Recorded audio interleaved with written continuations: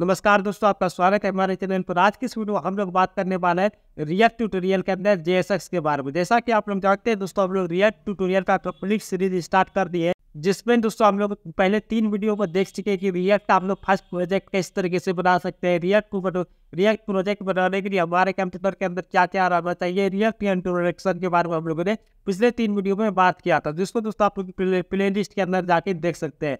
तो आज का हमारा टॉपिक है दोस्तों JSX के बारे में। JSX बेसिकली होता क्या है?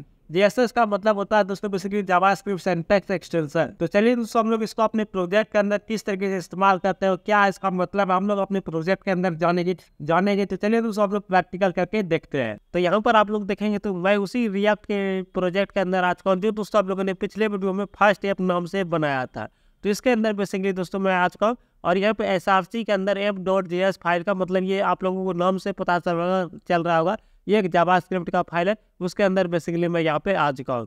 तो सबसे पहले बेसिकली दोस्तों JSX को समझने के लिए हम लोग क्या करते हैं, सबसे पहले दोस्तों इस प्रोजेक्ट को हम लोग रन करते हैं। तो टर्मिनल पे न्यू टर्मिनल पे क्लिक करते हैं और रन करने के लिए मैंने आप लोगों को कमांड बताया था npm स्टार्ट करके आप लोग यहाँ पे कमांड लिख दीजिए, npm स्टार्ट लिख के आप लोग कमांड लिख दीजिए। तो ये आप लोगों का बेसिकली दोस्तों यहाँ पे प्रोजेक्ट जो है वो रन हो जाएगा। तो यहाँ पर आप लोग दोस्तों ये हमारा रन हो रहा है। तो यहाँ पर आप लोग देखें तो दोस्तों ये हमारा लोकल और 3000 के ऊपर ये हमारा जो प्रोजेक्ट था वो फर्स्ट स्टेप यहाँ पे रन हो चुका है।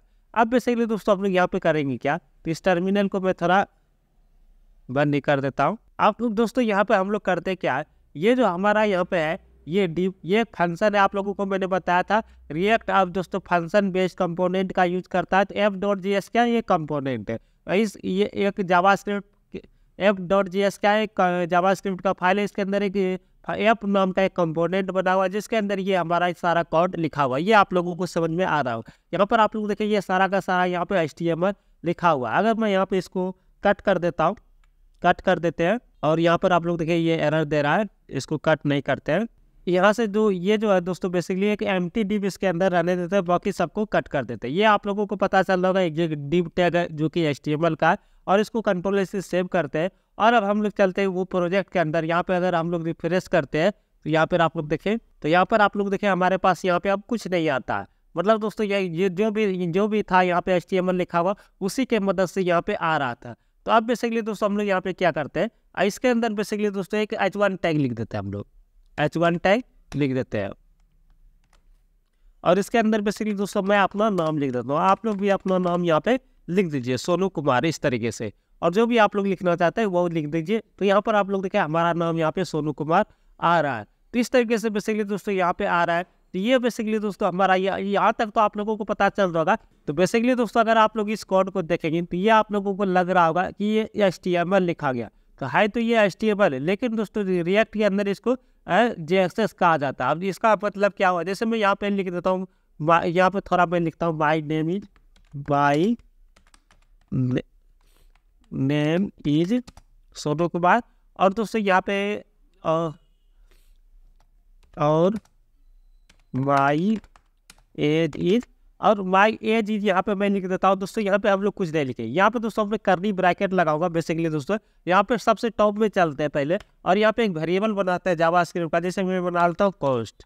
इस तरीके से जावास्क्रिप्ट का अगर आप लोगों ने जावास्क्रिप्ट पढ़ा होगा तो यहाँ पे एज नाम का एक वेरिएबल बना लेते हैं, एज नाम का। इसके अंदर कुछ वैल्यू को स्टोर कर देते हैं, जैसे मैं यहाँ पे कर देता हूँ 25। तो ये बेसिकली दोस्तों हमारा जावास्क्रिप्ट का, ये तो आप लोगों को पता ही होगा यहाँ तक। तो अब दोस्तों यहाँ पे हम लोग क्या करेंगे, यहाँ पे एज देखिए, तो ये बेसिकली दोस्तों हम लोग वेरिएबल से देंगे। इसके लिए बेसिकली दोस्तों हम लोगों को यहाँ पे कर्ली ब्रैकेट का यहाँ पे यूज करना होगा। यहाँ पे बेसिकली दोस्तों उस वेरिएबल को आप लोग यहाँ पे दे दीजिए इस तरीके से।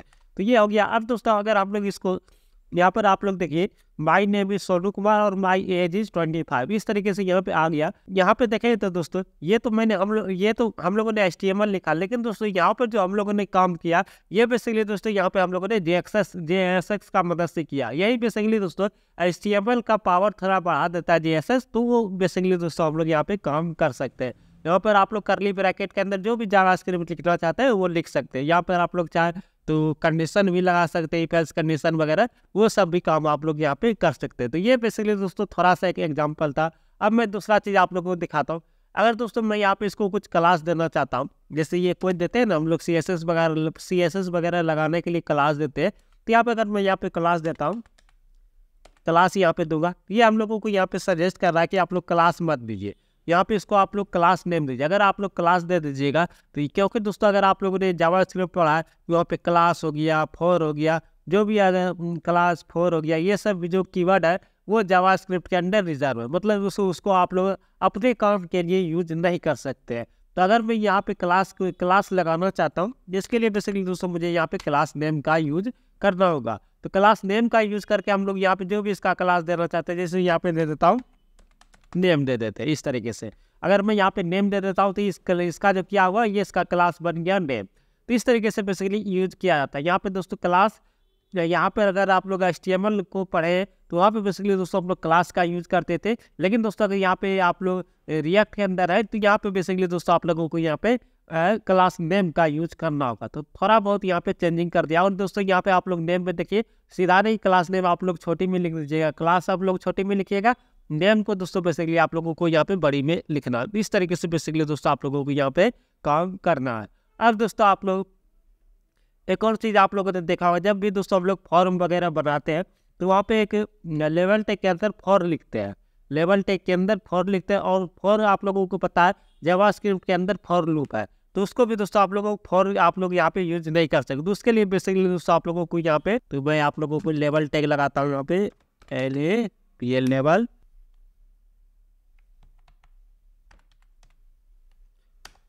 तो यहाँ पर आप लोग देख सकते हैं इसके अंदर बेसिकली दोस्तों अगर आप लोग फॉर लिखते हैं तो यहाँ पे आप लोगों को HTML फॉर लिखना होगा। इस तरीके से बेसिकली दोस्तों आप लोगों को यहाँ पे थोड़ा बहुत यहाँ पे चेंजिंग कर दिया गया। तो इसी को बेसिकली दोस्तों JSX कहते हैं। तो होपफुली दोस्तों आप लोगों को ये समझ भी आ गया होगा कि इसको दोस्तों हम लोग इस तरीके से यूज कर सकते हैं। और इसके जगह पे जो भी हम लोगों ने HTML का एट्रीब्यूट था और जो जावास्क्रिप्ट के अंदर रिजर्व है, उसको बेसिकली दोस्तों हम लोग क्लास नेम HTML फॉर इस तरीके से यहाँ पे रिप्लेस कर दिया गया है। तो उसको दोस्तों बेसिकली दोस्तों आप लोग रिएक्ट के वेबसाइट पर जाके देख सकते हैं। तो मैं आप लोगों को दिखाई हुई देता हूँ। तो यहाँ पर आप लोग बेसिकली दोस्तों JSX के बारे में बहुत सारे चीज़ों को सीख सकते हैं। जैसे यहाँ पर आप लोग देखिए जो मैंने आप लोगों को बताया कि इस तरीके से आप लोग यहाँ पे नेम वेरिएबल बना सकते हैं और उसको यहाँ पे इस तरीके से लिख सकते हैं। तो इसको भी दोस्तों आप लोग कर सकते हैं। उसके बाद यहाँ पर आप लोग देखिए एक फंक्शन बनाया गया है जो कि दोस्तों यहाँ पे यूजर का नाम, लास्ट नेम वगैरह ले रहा है और उसको दोस्तों यहाँ पे इस तरीके से यहाँ पे प्रिंट भी कर रहा है। तो इस तरीके से बेसिकली दोस्तों आप लोग फंक्शन को भी यहाँ पे कर सकते हैं। और भी बहुत सारे यहाँ पे चीज़ें दिया गया है जो कि दोस्तों आगे आने वाले प्रोजेक्ट वगैरह में हम लोग सीखते जाएंगे। इसके लिए बेसिकली दोस्तों आप लोगों को टेंशन नहीं लेना। और एक चीज़ मैं आप लोगों को बताना चाहूँगा, यहाँ पे दोस्तों जैसे यहाँ पे लेवल को मैंने लगाया, लेवल को मैं हटा देता हूँ। यहाँ पे दोस्तों अगर मैं यहाँ पे इमेज टैग का यूज़ करना चाहता हूँ, IMG टैग का, यहाँ पर देखिए IMG टैग का अगर मैं यहाँ पे यूज़ करना चाहता हूँ तो बेसिकली दोस्तों पहले आप लोग HTML के अंदर इस तरीके से लिख देते थे। बेसिकली दोस्तों इसको हम लोग क्लोज नहीं करते थे।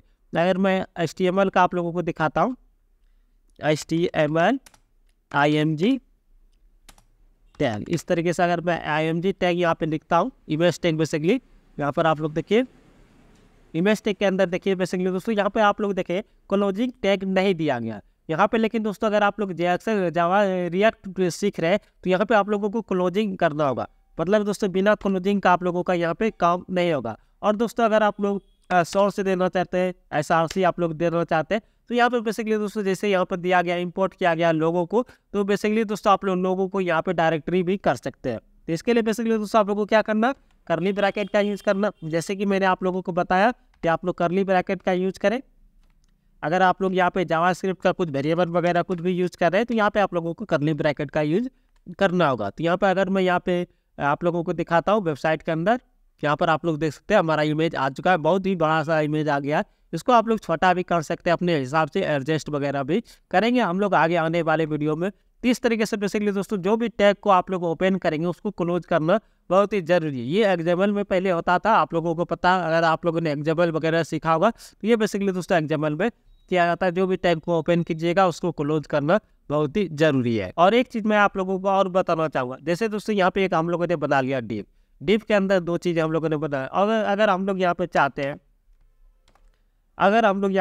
एक और हम लोग डिव बनाए इस तरीके से, बेसिकली दोस्तों आप लोग इस तरीके से नहीं कर सकते। इसके अंदर आप लोग जितना चाहे बना सकते हैं, लेकिन दोस्तों अगर आप लोगों ने एक को चालू किया तो दूसरा यहाँ पे आप लोग नहीं बना सकते। इसके लिए बेसिकली दोस्तों आप लोग क्या करना होगा, यहाँ पे रिटर्न करवाने के लिए आप लोगों को यहाँ पे एम्प्टी यहाँ पे बेसिकली दोस्तों इसको फ्रेगमेंट बोला जाता है। एम्प्टी फ्रेगमेंट को आप लोगों को पहले रिटर्न करवा देना होगा इस तरीके से।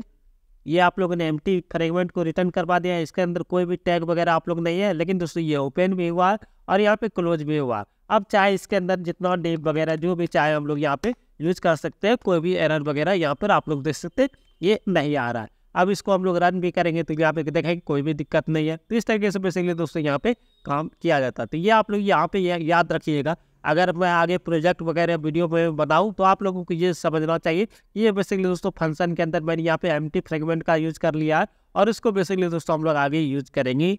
तो होपफुली दोस्तों आप लोगों को ये वीडियो समझ में आ गया होगा। तो दोस्तों मुझे उम्मीद है कि आप लोगों ने JSX को समझ लिया। तो आगे की वीडियो में हम लोग और भी रिएक्ट के बारे में जानेंगे। तो आगे की वीडियो को देखने के लिए दोस्तों आप लोग चैनल को सब्सक्राइब कर लीजिए और इस वीडियो को लाइक व शेयर जरूर कर दीजिए। तो मिलते हैं दूसरे वीडियो में, तब तक के लिए जय हिंद जय भारत।